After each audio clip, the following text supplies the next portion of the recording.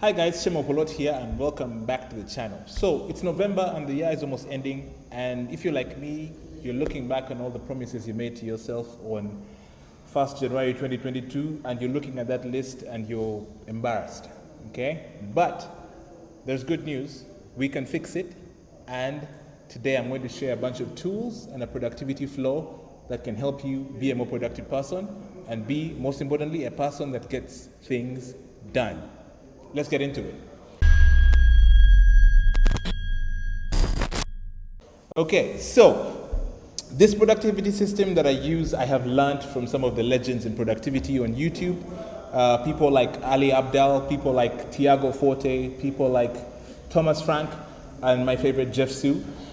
And this allowed me to come up with this system, and this system is made up of two phases.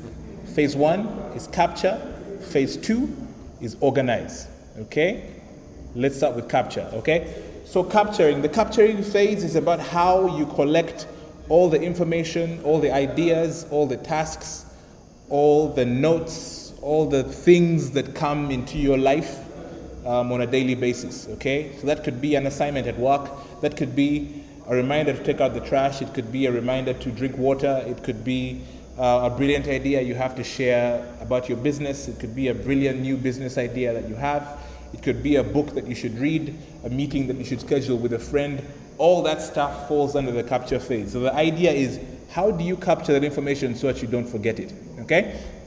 So if you're an analog person, then the first style of capturing is paper and pen, okay? You write it down on a piece of paper, write down when the deadline is, and that's it, okay? But that's not why you came to this channel. I use technology, okay? So I use a bunch of apps that allow me to capture this information. Now I use two apps to do that. I use the reminder app on my iPhone, and you can use the reminder app built onto your phone, either iOS or Android and anything else. Or you can use a task management app called Todoist. That is my recommendation. However, there are other task managers out there. There's AnyDoList, there's Google Tasks, which is right in your Gmail inbox. But after using a lot of them, I can tell you that Todoist is probably one of the best ones out there. And the reminder app on the iPhone, there's a reason why I use it, and I'm going to explain that in a bit. But let me talk about Todoist really quickly, okay? So the point of using an app like Todoist, which is a task manager, is it allows you to capture your ideas quickly, okay? Because the reason why ideas need to be captured quickly is because you can easily forget them, okay? You want to be able to capture that idea no matter where you are, which is why pen and paper doesn't always work as well, because one thing is for sure, in 2022, you always have your phone, okay? So all you have to do is get out your phone and look onto the Todoist app, and all you have to do is just click plus on the phone and start typing the action that you need to remember, okay? However, I'm not going to show you on the phone, I'm going to show you what it looks like on my PC, right? So on the PC, this is what it looks like. All I have to do is press Q, which is a shortcut, and then type the task. Says something like take out the trash. Now the beautiful thing about Todoist is its natural language processing, or its AI, which picks up any information related to time and converts that into some sort of deadline for the task. So for example, I say take the trash out tomorrow, and I begin to type tomorrow, and it just pulls up tomorrow automatically. You can also do next week, and you can even do something complicated like on Monday, 30 days from now, right? Something like that, okay? So it does a really good job of picking up those items and just automatically creating the date, as you can see here, 3rd December. So that honestly is why I use Todoist, and that's why Todoist is perfect for doing this kind of thing, okay? And again, this is just the capture phase. So don't worry about where this information is going or what you're going to do with it. The capture phase is just to make sure you get all that stuff in so that you don't forget it. You're in the shower, you get a brilliant idea about how to save the world, just come here and write the idea down really quickly as a task, okay? With as much detail as you can give it, and maybe even time bounds. Time bounds always help when it comes to getting things actually accomplished, okay? So that's the first way. That's the first capture tool that I use, Todoist. So the thing about the free version of Todoist is it doesn't send me reminders, and sometimes I'm that kind of person who I could be caught up in the day and I need a little nudge at like 3:35 p.m. saying, don't forget to do this thing, okay? And Todoist doesn't do that for free. It's a paid for feature. So that's why I'm slowly migrating to the iPhone reminders on my phone, just because they send nudges. Also because I hadn't used them in ages, I didn't realize that they had updated them so much. So now they do most of the things Todoist does, just not as cool. But for me, the presence of reminders is worth the switch. So I'm going to switch to reminders on my iPhone for now, and I'll see how that goes, okay? So those are my two apps for the capturing phase. The other bits of the capturing phase show up in my email and also show up online, okay? So sometimes when you are reading something on the internet, you come across an article that you want to read later, you come across a thing that you want to read later, you come across a picture that is really valuable for you or your business, an idea, a thought, a quote, whatever it is, okay? A good way to capture that is using Notion's Web Clipper, okay? Now Notion, I'll talk about Notion a bit later, but Notion's Web Clipper allows you to capture that thing and save it to your Notion, okay? Now there are a bunch of other things that can help you do that on the internet depending on what you're trying to use, but I recommend using Notion because it's part of this productivity system that we're talking about right now, okay? So using the Notion Clipper will allow you to save any things that you do, that you find on the internet to your Notion, which is also capturing essentially.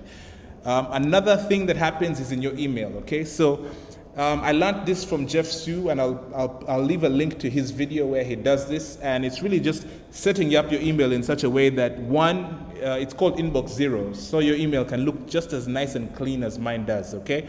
But so every time I receive an email, I categorize the email in one of three ways. Either it's an email where I'm going to do something, which is follow-up, which I call follow-up. If I have to just read through it later and it's a bit longer, then I send it to read through later, or I send it to follow up, or I send it to awaiting reply. If I have responded to something and I'm waiting to hear back from someone, then I leave it in awaiting reply. The reason why I leave it there is just so I can come back to it at a later date in case someone hasn't replied, because it will appear in my email. So let me show you what happens, okay? And again, you learn how to do this by watching that video by Jeff Sue, okay? So I received the email. I select it with X, I type L, in this case, first of all, let's read the email. So I select with X, open, so this is someone just congratulating me on reaching 800 subscribers, right? And he wants to schedule coffee, okay? So in this case, what I'm supposed to do is follow up with a time and date for us to meet, okay? So this is an actual action. So what I do is I type L, and I type F for follow-up. I do that, so it labels it as follow-up, as you see here, and after that, I archive the email, so that goes away, and it automatically comes to the follow-up section here. So every time I enter my email, I see follow-up, I remember, oh, I have to do this one thing, okay? So that is what the capture looks like in my email inbox. So capture involves, in my case, a reminder app on my phone, which I'm using, transitioning from Todoist. However, I recommend you try Todoist because I think for most people it would work perfectly. For me, I just need those nudges, and so whatever you can use for that. The other form of capture is using Notion's Web Clipper to capture things that you find on the internet. And Notion's Web Clipper works on your phone as well if you download the Notion app. So it allows you to find something on Twitter, find something online on your phone, and then just add it to Notion as well that way. So that part of capture using Notion's Web Clipper is really cool. The other way is your Gmail inbox, making sure that you categorize your emails in a specific way so that you don't forget stuff, so that you don't miss things, and also so your inbox doesn't look overwhelming when you go into it every time, okay? So that's really what the capture phase looks like. Then we go to number 2, which is organize, okay? So the organizing phase is about really the next step after the capture, which is, yes, you've captured this thing, so where do you put it? What do you do with it, okay? So the capturing phase involves project management tools, and it involves your Google Calendar or your calendar app, whatever calendar app you use, or maybe even Google Drive, some sort of storage space. Okay, those are the kind of apps we're talking about in this case. But also in the part for project management tools, yes, there are a lot of them out there: Asana, Trello, MeisterTask, ClickUp. The list is endless. However, for the project management tool, I absolutely recommend Notion. Okay. And the reason why I recommend you use Notion is because Notion is a super app that allows you to do everything in one place. Notion can actually handle task management. The only challenge is that task management isn't a built-in feature in Notion, and so it's a bit complex to set it up, but possible. But otherwise, Notion is a really good place to put everything in your life. Let me just give you a sneak peek of what my Notion looks like. So really quickly, this is what my Notion looks like, okay? So my Notion has a dashboard which has the 3 buckets that I use to organize my life, which is work, business, and personal. I talked about this in an earlier video. I'll link that video at the end of this one in case you want to watch it. But so in my work, I have all this stuff here, and my business, I have business and content creation. And then by personal, I have goals, travel plans, journal, risk, reading list, money management, habit tracker, and stuff like that, okay? So all these things I can put inside Notion. So let me give you an example of what my reading list looks like. So when I click inside reading list, it's a sort of table which has all the different books that I'm trying to read, and I can update them with the status, and I can rate them at the end of it all, and I put the authors and everything, and so I can share this list when I'm done with it, or even now with someone if they want to sort of read the same things that I'm reading, okay? So that is why Notion is really cool. You can add almost anything and put it in one place. Notion is really cool if you have a business and you want to streamline information in the business, so you can put things like operation manuals and things like that. So think about it like this way: you have your business information here, and then the way I open the reading list, you could open a page which is your operation manual, which takes you step by step, which takes employees step by step throughout all the information that they need to know about the business and maybe their positions and things like that. So Notion is really fantastic, and it's what I recommend for the organization phase. But otherwise, you can do this with anything. You can use Excel and Google Docs to organize your life. You can use whatever you want, but in this video, I'm recommending Notion because it's fantastic and I love it. Now, however, the drawback with Notion is that it does have a bit of a steep learning curve. It's a bit challenging to learn. However, think about it this way: if it's something that you want to become an expert at, then I recommend that you get on YouTube and type Thomas Frank and just start from scratch and watch as many videos you can on how to use it. However, if you just like what you're seeing so far and you know the different buckets of your life that you want to organize and you want to use Notion, then I suggest you just get templates. You want a reading list, there's a reading list template. You want goals, travel, content creation, data, whatever things that you're interested in your life, you can get templates for almost all of them. And if you have challenges, then hit me up, I can help you out. But yes, so those are really the 2 different ways you can think about it. So don't be intimidated by how challenging it can be to use Notion. The templates will make it so much easier. However, also the best way to learn is to build a template from scratch depending on what you want it to do, which again just comes from you learning how it works, okay? But yes, so that organization phase, again, is rooted in you organizing your life in buckets because you want the task that you capture, the task that you get in the shower about changing your business, you want to write it down in your reminder app or your task manager. Then when you sit down later on to reflect, then you know that you have to put that idea inside the business bucket inside Notion, as well as build the system around actually achieving that idea or implementing that idea or executing it.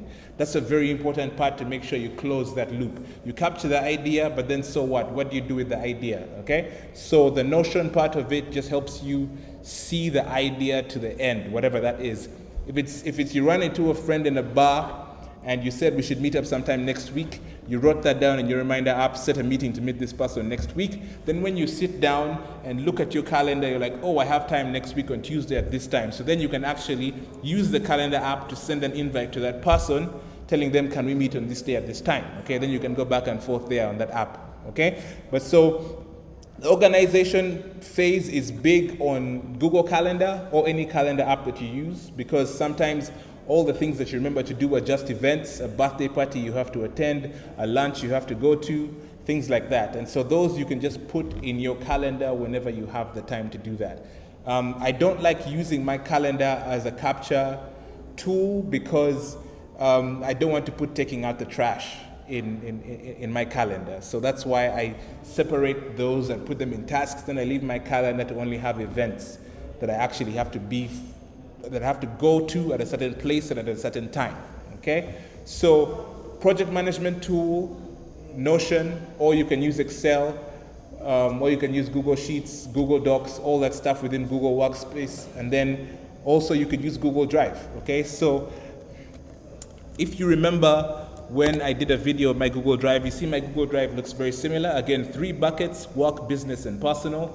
And then so you can put all the different things related to those different buckets in that place. But again, it starts with capturing.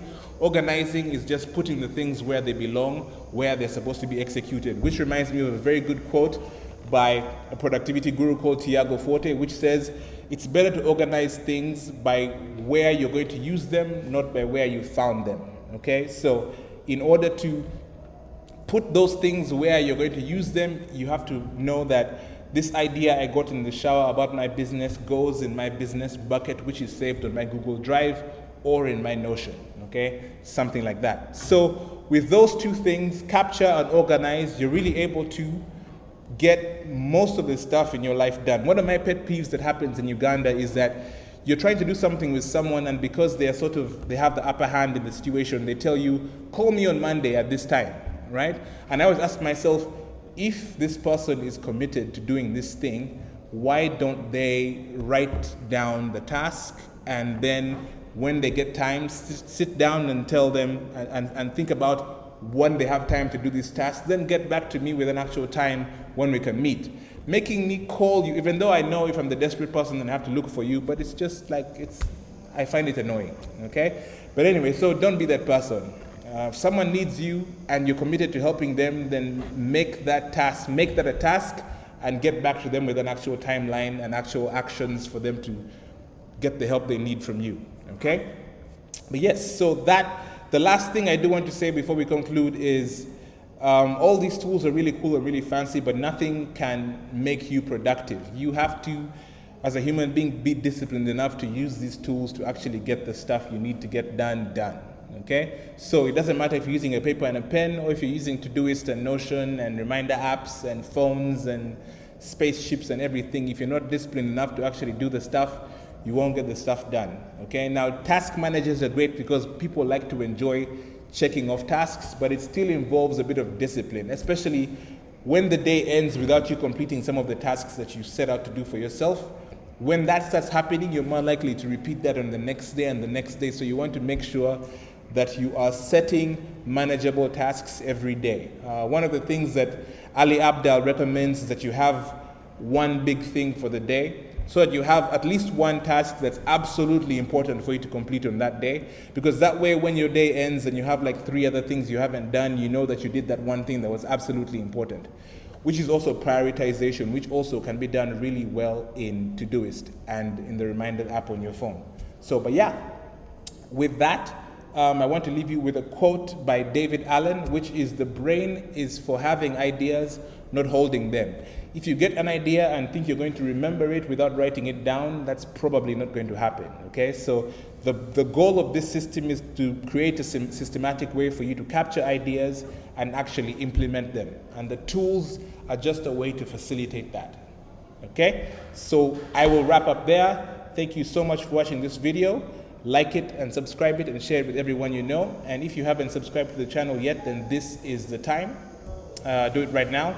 And while you're there, you can turn on the notification bell so you can get alerts every time I release a new video. But otherwise, I will see you in the next one. Take care. Peace.